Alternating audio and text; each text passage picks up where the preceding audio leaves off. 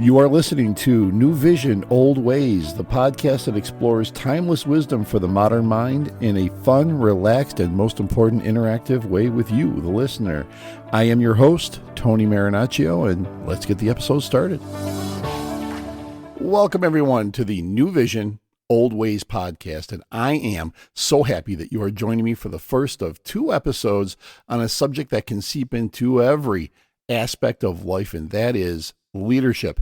But first, I want to thank all of you for listening to the podcast. It has been an exciting journey for me, and I truly hope you are enjoying it too. And thank you for the love and support that I have received for the show. There is so much more to come. I can promise you that. So stay tuned. And I also want to do a little special shout out to the city of Cleveland, Ohio. I was out there this past weekend. At the time of this show airing, ELO is still on tour, and that's what we were there for, is the Jeff Lynne ELO concert in Cleveland. And I got to tell you, on our way down through New York, PA, and Ohio, we visited some wineries, obviously hit a lot of places in downtown Cleveland, and everybody was just absolutely spectacular. So I want to thank especially Cleveland for just being a great host city, and everything was fantastic. So to get to this episode, why 2 episodes for the subject of leadership? Well, there are many areas in our lives where we can be leaders, some very obvious ways and some that maybe we didn't realize, areas where we were leading but not really aware of it. In this episode, I want to concentrate on the leadership in areas such as work, school, organizations, etc. These are classic areas that we see pronounced leadership as we all know it. In episode 2 of this series, I want to concentrate on areas in our personal lives where leadership may not be as obvious, yet extremely important. So let's start episode 18, Leadership in All Aspects of Life, Part 1. And I've always said that the ultimate measure of a man is not where he stands in moments of comfort and moments of convenience, but where he stands in moments of challenge and moments of controversy. And I would take this position even if I didn't have a majority of people agreeing with me now. That was, of course, the great Dr. Martin Luther King Jr. And I started with that clip because, and let's face it, being a leader can be difficult, especially if you are doing it for the right reasons. I want to repeat the main part of what you just heard from Dr. King. He said, the ultimate measure of a man is not where he stands in moments of comfort and convenience, but where he stands at times of challenge and controversy. And of course, that certainly applies to females as well. But as I said, being a true leader can be difficult. It comes with a high level of responsibility when people look to you for answers, many times for quick decisions. And a leader can also provide the outlook for the future of your job, the future of your organization as a whole, or the future of your town, city, or even country. I know it can be easy to just say that you are either a leader or a follower, but maybe now more than ever, that line can be blurred, and you may find yourself as both a follower and a leader. In the modern world, some people naturally gravitate towards being a leader. They seem to have an innate ability to convey their thoughts in a way that people will respond to, and people look to them for the answers for what to do next. There are some that want to be leaders. They may try or even be in a situation of leadership like your boss at work, for instance, but they are not true leaders, often showing indecision or an unwillingness to face the difficult times or situations, maybe even placing the blame on their employees when it was them who made the decisions that put you or the business in a tough spot. I have seen that firsthand many times, and I'll bet you have too. So what then makes a great leader? And furthermore, why is it so important? Well, that's what I want to delve into these 2 episodes. I believe that at the time of this episode, our country, our employers, our schools, our organizations are looking or lacking in real leadership. Many so-called leaders don't lead with strength and dignity. They lead with intimidation and guilt, or they lead by only doing what they need to do to not get fired. Or even worse, they intentionally lead people in the wrong direction for evil or misguided purposes. So it looks like we have 2 big problems: a lack of great leaders and followers that can be easily manipulated to do things they don't really believe in just to not be shamed by the masses. That's a lot to unpack here, so let's start with what I believe makes a great leader. Most people want to know when it comes to leadership, What do other leaders do? Hey, what do you do? How do you spend your time? What should I be doing, like something that you're doing? It's not a bad place to start, but a better place to start in studying other leaders is not what they do, but instead how they think. The reason is because we can't always do what other leaders do. We don't have their gifts or their abilities or their talents. But what we can do is we can learn how they think. Not just what do you do, but how do you think? That was speaker and author Craig Groeschel. And what he said there is so very important. Leadership is not always about what you do. It's also, in a big way, how you think. Great leaders can lead for all sorts of reasons. Some lead because that's what they feel they were meant to do, and others, well, may have been put there to fill a hole or just do it for the money or the prestige and saying, hey, I am your boss, do as I say. It's easy to see then that how you think about being a leader can determine how truly successful you are and can be. How you think. Meaning, what are your true intentions with being a leader? Why do some leaders have people stick with them long term and some deal with constant turnover? Well, I believe that how you think, the ability to make the proper decisions in times of crisis, as Dr. King alluded to in the earlier clip, the ability to set proper and honest expectations with your employees or students or constituents so they can see a clear path ahead is vital. And how you think comes through in all moments. And people will pick up on your true intentions by even the subtle comments that you make about others, especially your employees. I have worked in environments where it was obvious who the boss liked and who the boss did not like. That comes directly from how you think. And check episode 15 where I really get into how your thoughts and words make us who we are. So check that out. But how can you effectively lead when your thoughts and words do not allow people to believe in you? How many leaders have been let go and everyone breathes a sigh of relief that finally we got rid of them? Phew. In order for people to want to follow you, you need to also be authentic. Your thoughts and words lead directly to this. People will respond to a leader, even if that leader is still learning. And as long as they believe that you are being authentic and you are there for the right reasons and you are putting the work in, being authentic, being the real you, again, developed by your thoughts and words, is so important. Right now in politics, we are in an election year. We have politicians that are overwhelmingly not authentic. They prove that by saying anything they need to for the votes. Even if it goes completely against what they previously said, they just ignore their previous statements as if they never happened, or even if they were filmed, and expect voters to feel that they are authentic with their new positions, when we know that will change with any future pressure from any group that screams the loudest. So I ask, why do we allow this? Why are people so willing to see and hear their obvious inauthentic statements, knowing that the politicians that do that are not there for the best interest of our country? Well, that leads me back to something that I have discussed on many episodes. We need to find out who we really are and what we really want. And that is done by mindful meditation or practicing the Tao Te Ching or other ways to get in touch with who you really are and not going along with the crowd. As being authentic is important for the leader, being authentic is just as important for being the follower. Then and only then will we make sure that the proper leaders are where they are supposed to be and our best interests are at heart. Even if we don't personally like the leader, are they there for what's right is the key question to ask. Another critical skill that makes a great leader is the decision-making ability of that leader. Leaders often face tough decisions. Effective decision-making involves analyzing information, weighing options, and choosing the best course of action. A great leader remains calm under pressure and makes decisions that align with their values and goals. Again, how you think. Also, effective decision-making requires a blend of intuition and reasoning. Problem solving isn't always just following specific steps. You have to have the ability to think things through, and using intuition and reasoning can be vital to not only solving the problem at hand, but bringing a sense of calm to a customer maybe that may have been very upset and is now willing to listen to options when if there was a lack of intuition and reasoning, that problem could have easily escalated into a much bigger issue.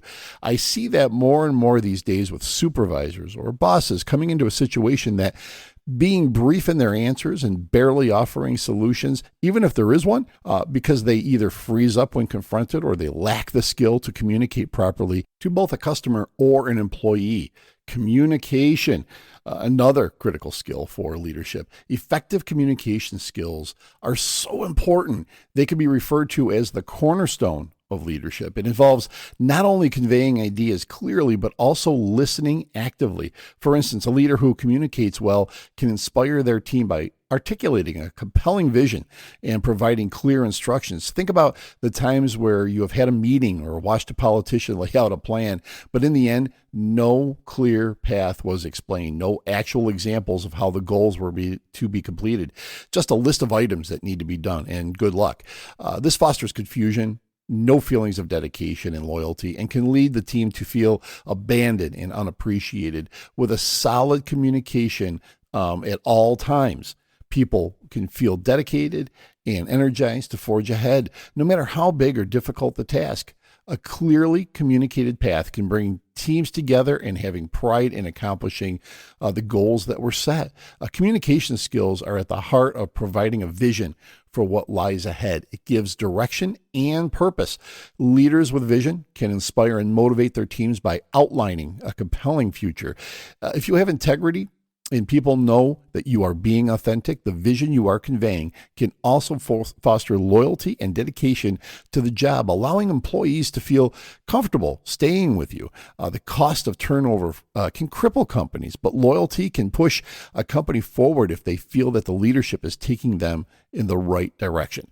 This, of course, can apply to politics as well. If we feel the leader is being authentic and following through with their promises, and we can actually see the positive results, then we have successfully put the right person in the right places. A feeling of calmness can come over us and a brighter future can be seen, causing less depression and anxiety for many.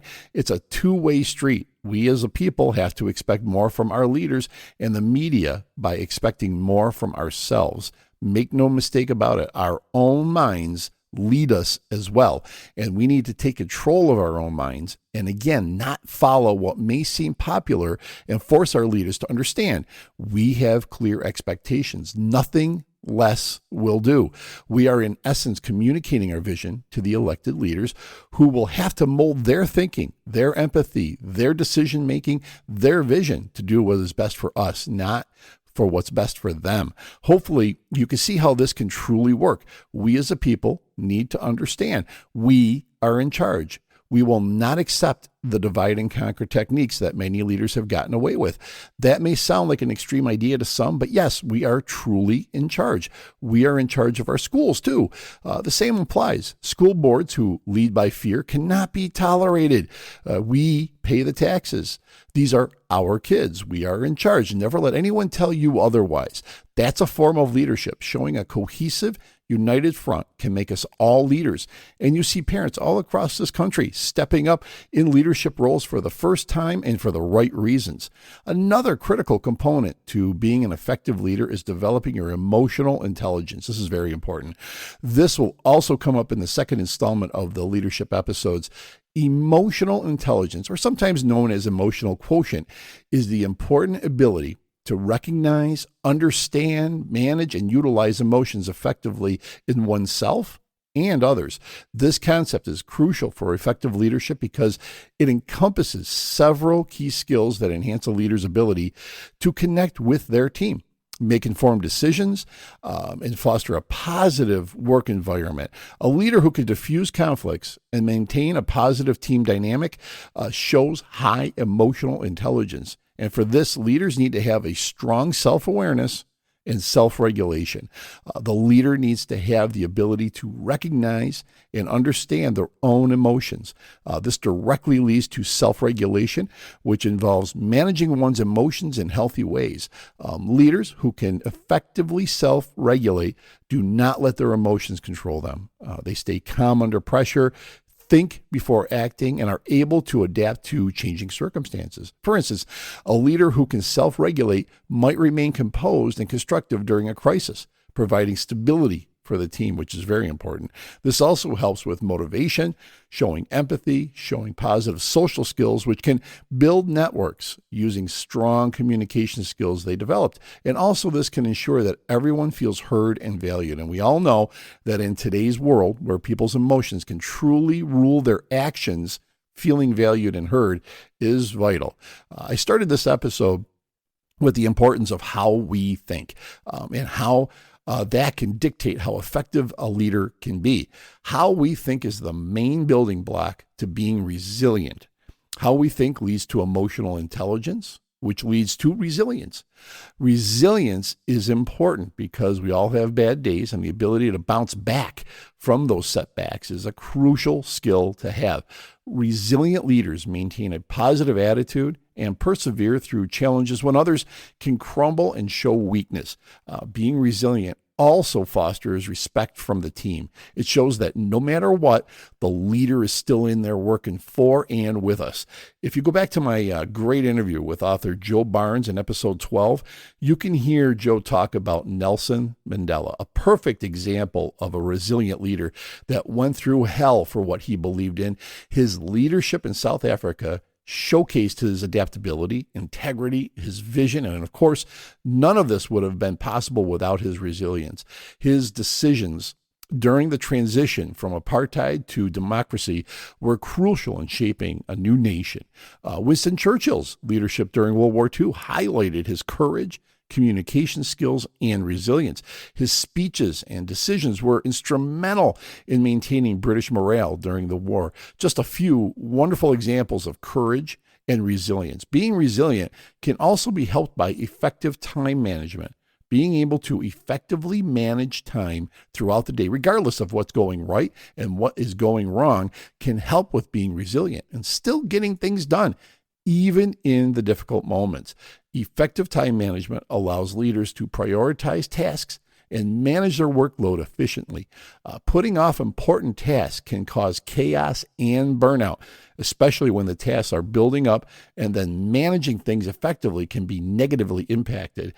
This will cause a "this is too much" mentality, and that's when a leader starts to lose key members. As I said before, being a leader is not easy. But to accomplish great things, we must seize the opportunity presented to us and take the responsibility of leading seriously. A great leader can build trust with their team by showing adaptability. Leaders with the skills of an open mind and emotional intelligence can adapt to changing circumstances and help their team do the same. They remain calm and focused during times of change, providing guidance and support for their team. The only constant that we can rely on is that things will always change. Having that mindset will allow those changes to happen without, again, causing chaos and disorder. And isn't that what leading is all about? To me, being an effective leader doesn't mean you have to be perfect all the time. Mistakes will be made, but showing accountability, not throwing someone under the bus, as they say, showing the team that you have integrity and being accountable will help a leader gain respect and foster trust that you will do the right thing at the right time. A quote from author and business consultant Ken Blanchard reads like this: "A leader with a humble heart looks out the window to find and applaud the true cause of success, and in the mirror to find and accept responsibility for failure." That's a great quote. A leader fails more times than not by having a fixed mindset. You know the type, the "it's my way or the highway" type of person. From my vast experience of working for and with many leaders and being one myself, I have found that the leaders that stick to a fixed mindset only do that because maybe their ways worked once before, and that's all they know. I once worked for a person in the auto business who used to say, and I quote, "I didn't invent the car business, but I perfected it." And that particular person honestly didn't have a clue what he was doing. It caused a lot of feelings of distress, feelings of anger and frustration with very little success. But it did teach me that ignorance is no excuse. If you are a leader, then you need to be open-minded and help others to move away from that fixed mindset. Otherwise, you will never grow. And a growth mindset should be a vital component in your toolkit. And we will be discussing developing a growth mindset in a future episode. So please stay tuned for that. Another important area that I too struggled with for a long time was delegation of tasks. I had an owner of a company point out to me once that I was terrible at delegating because he could see that I just had to do it all by myself because I didn't trust that the task would get done properly, taking on too much and causing my own form of burnout. Up until that time, I just thought I was stepping up to the plate, as they say, and showing everyone how it's really done. What I was actually doing was telling my employees I didn't trust them, and only I could do things right, and they could not. It was, and still can be for me, a bit difficult to delegate, and I'm working on that still, but I have learned that delegating properly can not only ease my burden, but can also foster loyalty and dedication from the employees because they know I trust them to do things correctly. It was not an easy transition for me, but as the years have rolled on, I am feeling that I am more willing to delegate and trust that it is important and it is for everyone's benefit. One last thing I want to touch on is to be consistent. Being consistent in leadership is so very important. Being flexible while being consistent is a tricky skill. The balance between the two can be difficult to navigate. You have to be consistent in your overall approach to leading while allowing for flexibility to come in when the time is right. It's a skill that far too few leaders have, but a balance between the two can make you a force to be reckoned with for sure. A sign of a great leader is that your team will feel empowered to make decisions knowing how you would react in various circumstances, especially if you are not there. At the same time, your team will know that when the moment calls for it and your emotional intelligence is in check, it will allow for flexibility without deteriorating your integrity and values while showing a willingness to be creative and think outside the box to solve a problem. Again, a skill worth working on for sure. And it takes knowledge, courage, and confidence to balance flexibility and consistency. The more you know gives you the courage and creativity to be flexible when needed. Never stop learning.